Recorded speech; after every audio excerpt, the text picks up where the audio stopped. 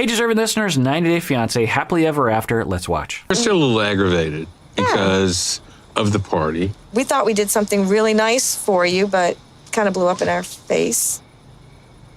You thought you did something nice for us? You mean exactly what we asked you not to do. All right, so it's getting off to kind of a good start because Brandon is speaking for himself. Let's see how. So I don't think this is going to go well. The mom, I think, is going to. I think the mom has two modes that we've seen. One is happy and invasive, and the other mode is I'm the martyr. Everyone's against me. I can't believe you're doing this to me. And I suspect that for her, the everyone's against me mode is actually the real her. And the invasive, happy, optimistic person is actually a defense against what's happening underneath for her, which is indicative of people with a lot of relational traumas. It's indicative of someone who might have been abused, who was maybe bullied by the other siblings or something where she was made to feel unfairly accused, which I think she is going to go to in this moment. But let's hope she doesn't. Let's watch. And that was just to not turn it into anything about us. And it's exactly what you did. And you know what? It's just, it's become really difficult. You know, all of us living here together, it has absolutely turned into just too much for the four of us to live together. All right, so I'm guessing that Julia and everyone watching the show is cheering as I think he's about to say, I need to move out. But that only solves part of the problem. I think the problem between the parents and him would remain. So what I'm pulling for, he can move out, he can stay, but what I'm pulling for is for him to be able to change, for the three of them, the parents and him, to change their dynamic that has been probably really fixed for a long time, where he is competent and assertive and knows himself, and the parents respect that, and they all love each other and spend time with each other, but as adults, not as parent and child. You know, I think he's 28 now. They should be treating him like an adult. We really want our own space. All the time I tell Brandon, it's like we live here, but this is never our house. We feel we like guests here. So this is an invitation for the parents to say, oh, this isn't Brandon, this is Julia, which would be a huge mistake on their part, I think. So let's watch to see what they do. I'm really sorry you feel that way because we've tried to do everything to try and make you feel like it is. I mean, No, we've exactly, loved you guys and we wanted you to be here. And I understand that you want We to have your own loved having place. you here. No, yeah, I But mean, it's don't been throw it one. back. So here we go. Here we go. Now, Julia and Brandon could put an end to, or help to put an end to this by saying, Mom, yes, we get it. You've been really nice, and it's been great, and I love you so much. Thank you so much. And I have a complaint. So, both and yes, you've been great. Everything's been great. You've really done a lot for the two of us, and you didn't have to put us up in your house, and you have been really nice. There's been a lot of really great moments. And there's this issue that I want you to hear. So what I'm worried is that they won't do that, and the mom and dad will have even more reason to have black and white thinking and saying, because I'm guessing the parents have done a lot for the two of them and have, been nice to them, that they probably don't even show it on the show because it wouldn't be interesting. And to have the kids deny that and not to acknowledge that would give them actually legitimate reasons to feel as though they're completely Brandon and Julia are completely irrational and treating them unfairly. So hopefully they'll say something. Back in my face like we did something wrong, because we didn't. We love you, No. and we wanted to do something nice for you. We won't say big thank you, and we appreciate it. We need to start like this, I guess. For You know like what? nice And talking. I appreciate Great, Julia. the one voice of reason. She's like, okay, I get it. We should say thank you. We appreciate you. So she's looking at Brandon like, maybe we should say that at first. Yes, Julia, 2 thumbs up. At least I think that's what she was saying. here. But I do understand that one day you want your own place. I respect that. And I want you and Brandon to be happy and have, your life together. I guess we were just kind of hoping that in some small way that you would want to have the farm for your own. Right. They've been having hints of that the whole time.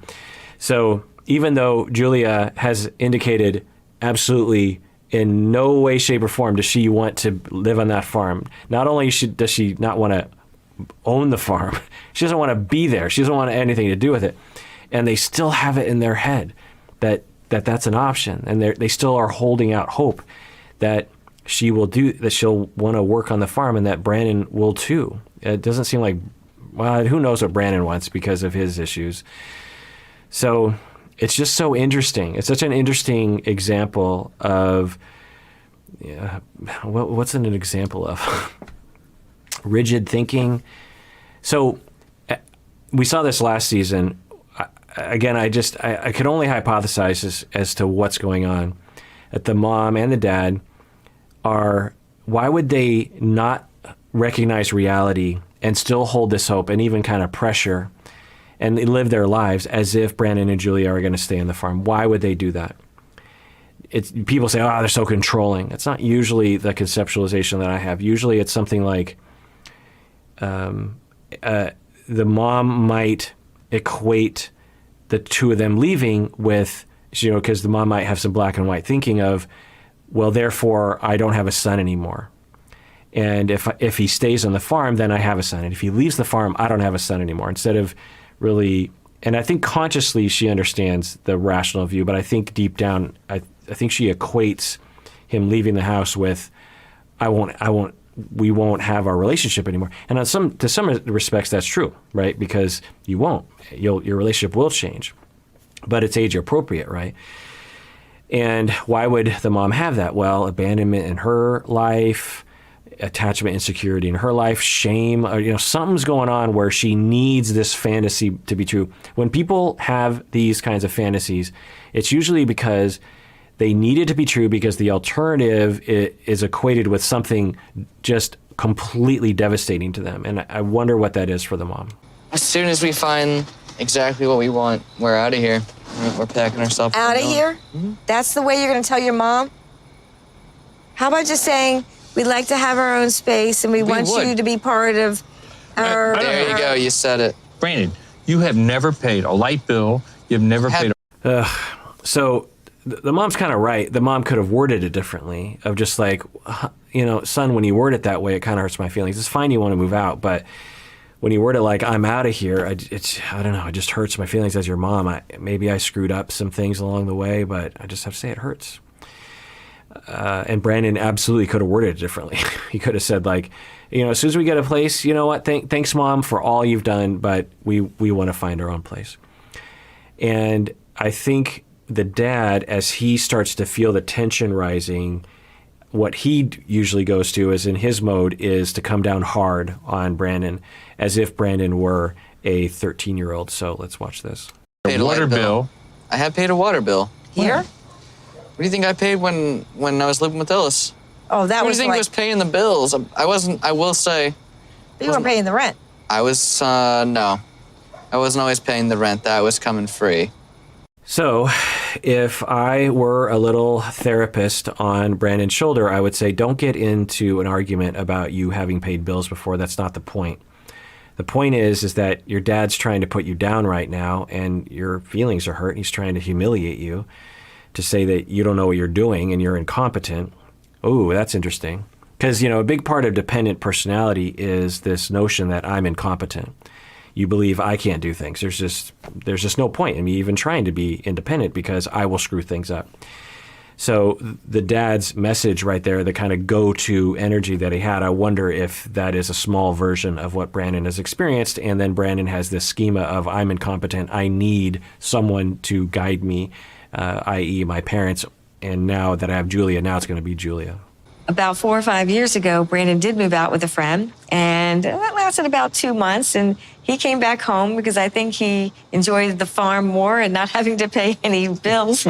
The other possibility is the fantasy for both of them is that they have tremendous anxiety about him being out in the world. A farm life, and I think their farm, you could have this idea of just like, we're this insular little world. Like when I watch Plathville, it's sort of like that. And if you leave and you go out to the big city, terrible things are going to happen to you.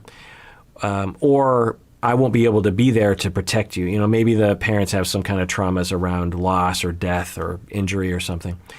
And they're just terrified of their son dying or having something bad happen to him, which makes sense. But the anxiety is so high that the mom has this fantasy of just like, I really hope he never leaves home because then I won't have to deal with my anxiety. And all those things get infused together. And then the mom starts to convince. So the foundation, the mom has anxiety about letting Brandon make mistakes and to be independent, which, you know, most parents will have that anxiety. But for whatever reason, the mom has a tremendous amount of that. But unless you deal with that, then you sometimes become convinced of your anxiety is rational, especially if no one is, you know, if the dad is on board with it, if no one's there to be like, you realize your anxiety is too high. It's good that you're worried about your son, but you realize that your anxiety is excessive, that you end up being convinced of like, well, of course I'm terrified of Brandon living on his own because da-da-da-da. And then but you can't really consciously think about that because there's a lot of stress there. So you just have this fantasy of, well, hopefully he'll just never leave. And I just won't have to deal with that anxiety. I wonder if that's what's happening.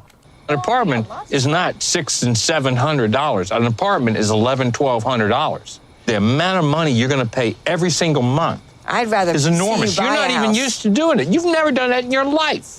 Yikes.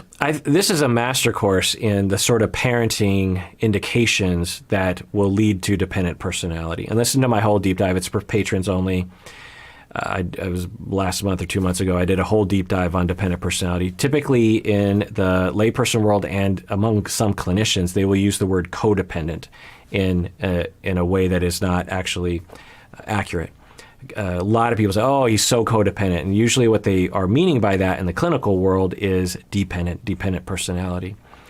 And you can listen to my whole deep dive on it, but the two messages that can lead to dependent personality are you're incompetent, or you don't allow the child to gain competence by making mistakes on their own and learning how to do things on their own. And the world is dangerous, and you don't know how to protect yourself. You don't know what you're doing, which the dad seems to be really good at. And the mom is, the world is scary, and you need to be with me, and I'll be here to protect you. So you get that in your head from 0 to 28, that you don't know what you're doing, and that the world is scary, and you can't move out of the house, and it's a terrible thing. And you need to depend, it tricks you into depending. Well, I guess my mom and dad seem to know what they're doing. And so I guess because the world is scary and I don't know what I'm doing, I need someone to tell me what I need to do. And for some of them, some individuals with dependent, I don't know if he has this personality disorder. There's no way I could tell from the show. They will transfer their dependency from their parents to their partner, and they will retain that dependency. They'll be like, well, I don't want to be dependent on them anymore. I want to be dependent on this other person. But it just translates into a lot of strife in that relationship, obviously, because the partners don't want to be a parent. They want to be equal. They want someone who is able to take care of themselves and is competent. And I want to be clear, with this personality disorder, it's not easily fixed. You can't just shake people with dependent personality disorder and say, knock it off, you can do it. They have deep, deep schemas that tell them they cannot do things on their own, that the world is a scary place, that they need to depend on someone else, that they have no idea what they're doing. They will automatically fail. There's just no point unless someone is there to guide them every step of the way. And it takes years and years and years of therapy to correct for that. You're totally unprepared for that. Julia's not working yet. Can you handle this all on your paycheck? Really? Think about this. It might not be the most comfortable. Yeah, I think I can. Oh, yeah. So you can't go out and eat. You can't go out and take her out. You can't do anything. Wow.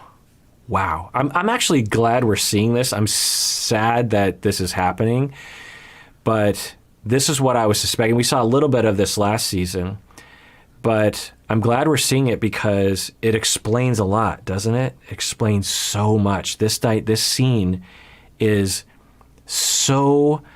it tells us so much, I think, of the 28 years, or I don't know, however long he's been on this planet, Brandon, what he has been experiencing. What would be the point in the dad saying this right now? What's his agenda? I think it's because he honestly believes that Brandon is incompetent, and or he wants to keep Brandon on the farm.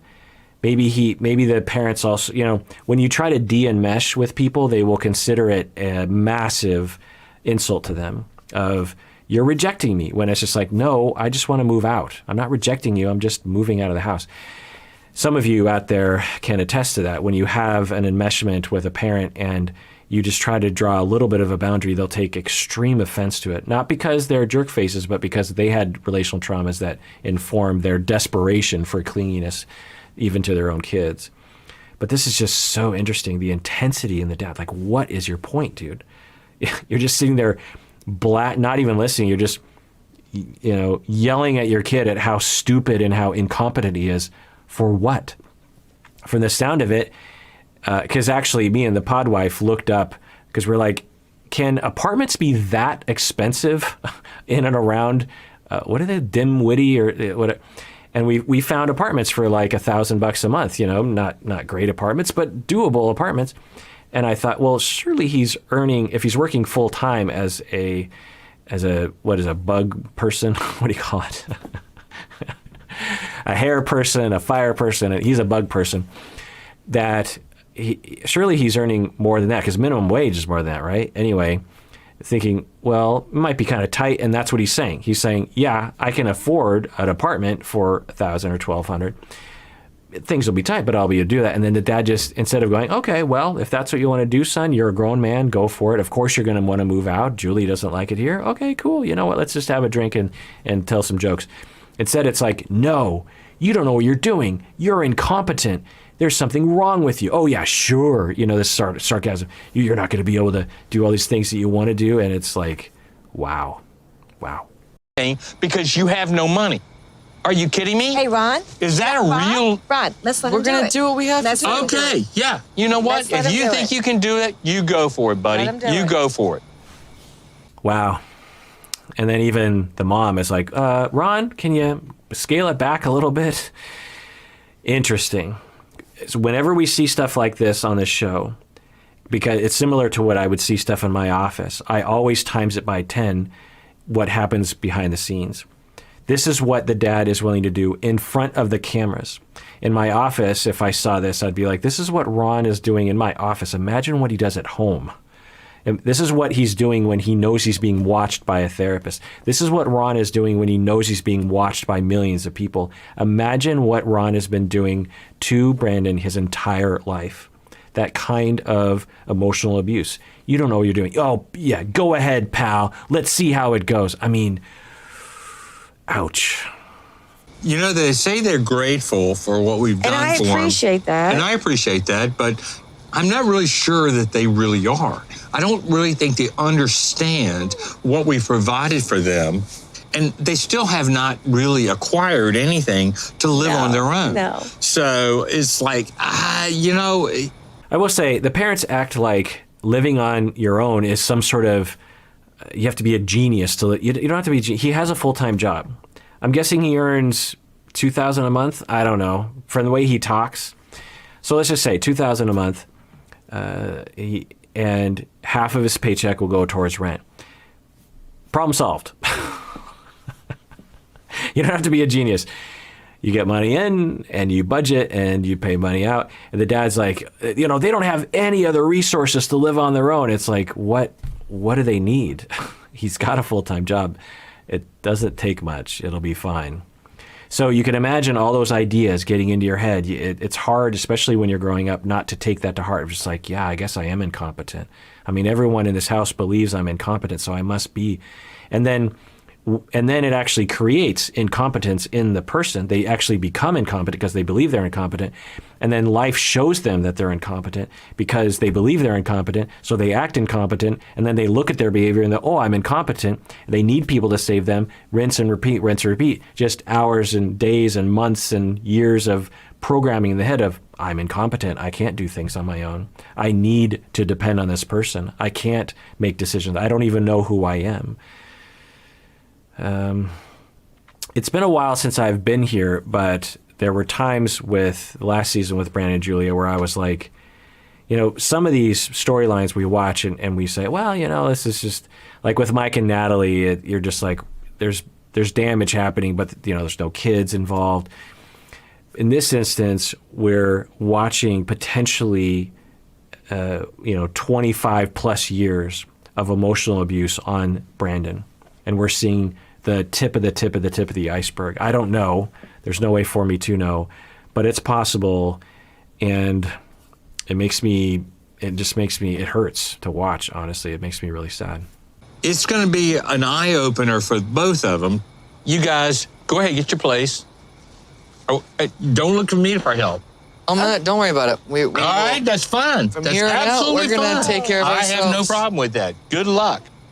Wow. And then it makes me wonder about the dynamic between the three of them.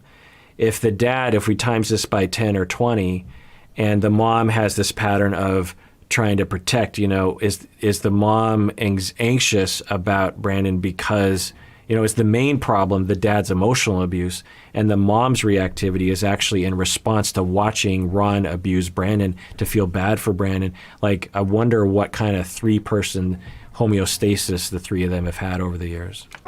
You know what? I think everything's been said, and I guess that's it. When we find our own place, we'll be out of here and out of your hair, and Fine. Yeah, this. You guys have a good night. you too. You too. And good on Julia for not saying anything, because for her to get triangulated in, I think would have messed everything up. I think it unfortunately is necessary that Brandon just holds firm and says, well, I guess I'm out of here, and that the family just moves on to the next phase. All right, well, that does it for that episode. Everyone out there, please take care of yourself because you deserve it. You really, really do.